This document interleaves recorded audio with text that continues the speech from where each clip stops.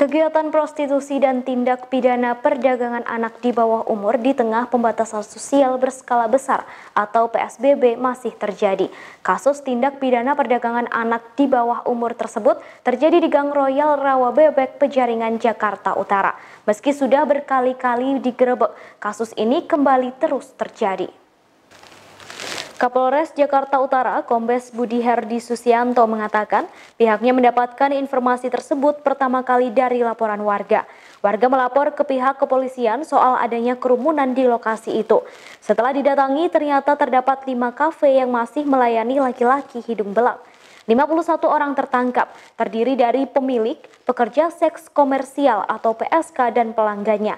Yang mengejutkan adalah dari 51 orang yang ditangkap, 2 diantaranya masih anak-anak di bawah umur. Pihak kepolisian menetapkan 4 tersangka dalam kasus itu, yaitu joki yang menawarkan PSK.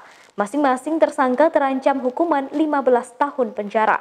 Sebelumnya, pihak kepolisian sudah mengungkap tindak pidana tersebut di awal tahun 2020.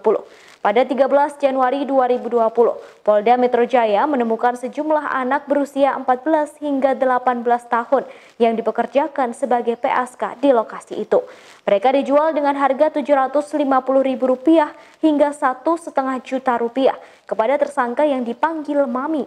Anak-anak tersebut akan mendapat bayaran Rp150.000 setiap kali melayani seorang laki-laki hidung belang. Dari jumlah itu senilai Rp90.000 diserahkan kepada Mami. Sisanya senilai Rp60.000 menjadi penghasilan para korban. Apabila tidak mencapai 10 pelanggan dalam 1 hari, mereka didenda Rp50.000 per hari. Para korban akan mendapatkan uang mereka setiap 2 bulan sekali. Mereka tidak bisa keluar dari tempat penampungan yang telah disediakan. Selain itu, mereka dicegah untuk menstruasi menggunakan sebuah pil agar bisa melayani 10 pria dalam sehari. Mereka juga tidak diizinkan memegang ponsel sehingga tidak dapat berhubungan dengan orang-orang di luar tempat penampungan. Dikutip dari Kompas.com, Kamis 21 Mei 2020, saat itu 9 orang ditetapkan menjadi tersangka. Mereka adalah R yang biasa dipanggil Mami A, Mami T, D alias F, TW, A, E, AH, dan H.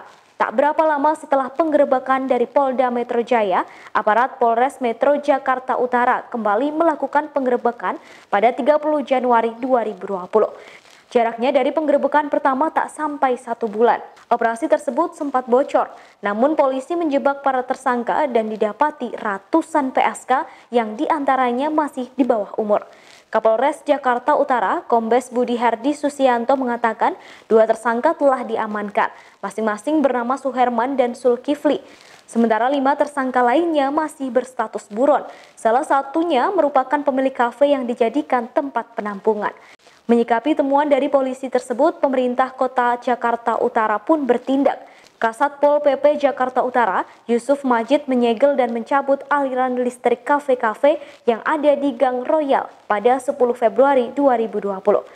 Yusuf mengatakan penyegelan serta pencabutan arus listrik itu dilakukan atas penegakan Perda Nomor 8 Tahun 2007 tentang penertiban umum dan pelanggaran perizinan. Sementara itu, Camat Penjaringan Depika Romadi menegaskan bahwa kafe-kafe yang berdiri di Gang Royal itu berstatus ilegal karena berdiri di lahan milik PT KAI.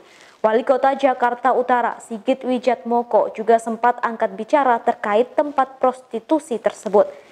Ia kemudian mengancam memidanakan warga yang ada di Gang Royal apabila menyambungkan kembali listrik yang sudah dicabut.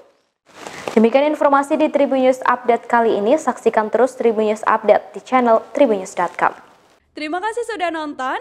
Jangan lupa like, subscribe, dan share ya.